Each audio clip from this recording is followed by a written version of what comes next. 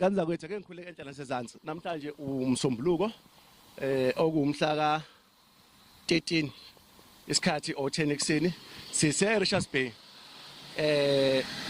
Sihlangane nezinsizwa lana noma zisimemile insizwa ze HDF zizosebenza emgaqweni ukusebenza emgaqweni zilwa negama elilodwa ayixabana namshayeli zifuna iloli lesesimeni ukuba semgaqweni. Sikhuluma ngamasondo umshayeli ilicense yomshayeli naye qobo lwakhe uright ukuba semgaqweni. Sikhuluma ngokuthi iziningi ingozi ezikhona emasibheka ubudedengu omningi kakhulu sithinta iworkshop sithinta abanikazi bamaloli abanye abashali bakuveza ukuthi uthena umlungu wami hamba ngizoyibona lo mangabe ngibuye ngale nje kokuchitha amaseko sizonikhombisa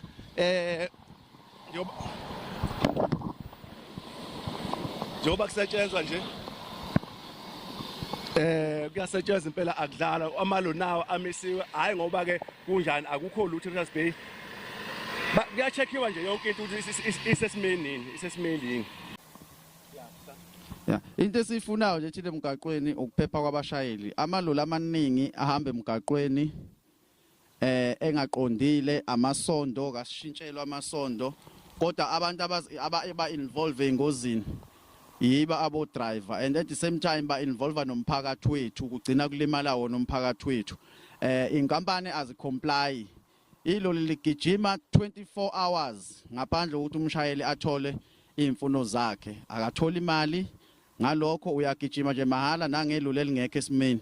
Isona sizathu lesi esenza sibe la ukuthi sivezele umphakathi izinto ezenziwa izinkampani zama truck kithi uinvolve nawo umphakathi. Ukuhamba kwe truck njengenawo amasondo emgaqweni kubeka abantu abaningi base South Africa engcupheni kakhulu.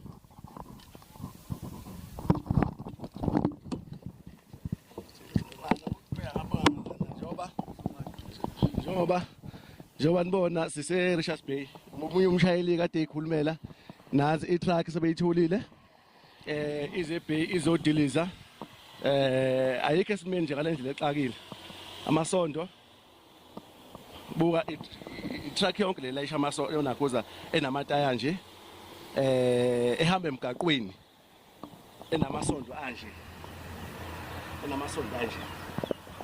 siyabona impilo esibhekana nazo.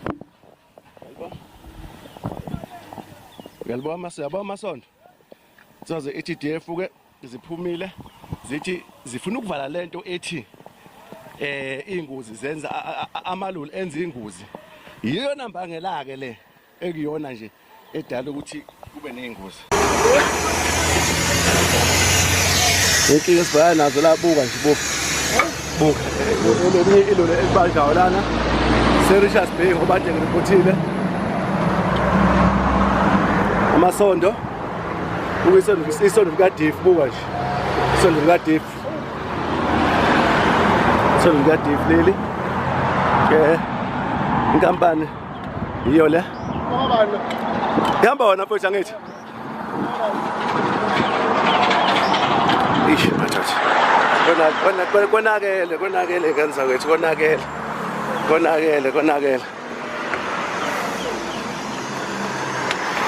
buwe konakele kanza kwethu konakele njengoba niyibona nje amasondo awekho iyona into edala ingozi kakhulu emgaqweni iloli kuyashisa ilesha u30 thani amasondo awekho.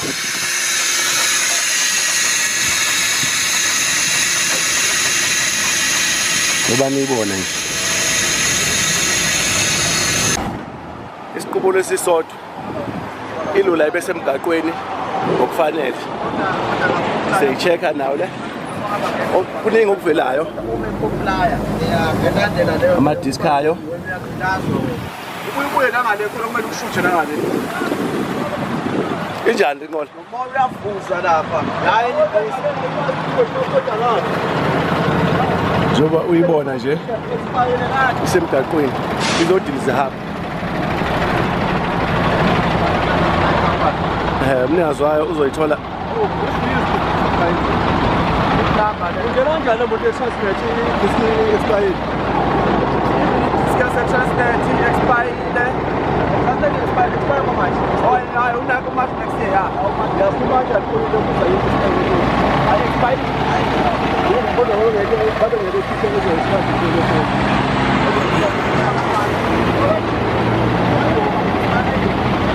iyona ilolo etholakalayo le Richards Bay. Kuningi baniyazi bamaloli. Ubethi uyabaleka bambamba. Akufanele ame kanjena. Ubethi uyabaleka bambamba.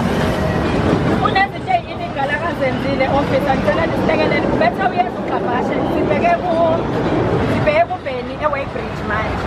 Kodwa uqabashe ubethi uyeza kulaba abalanje namanje.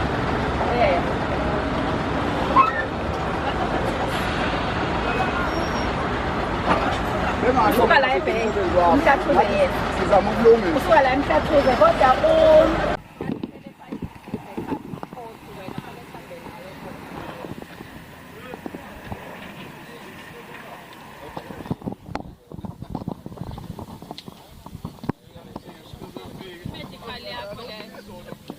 imedical yakho yona.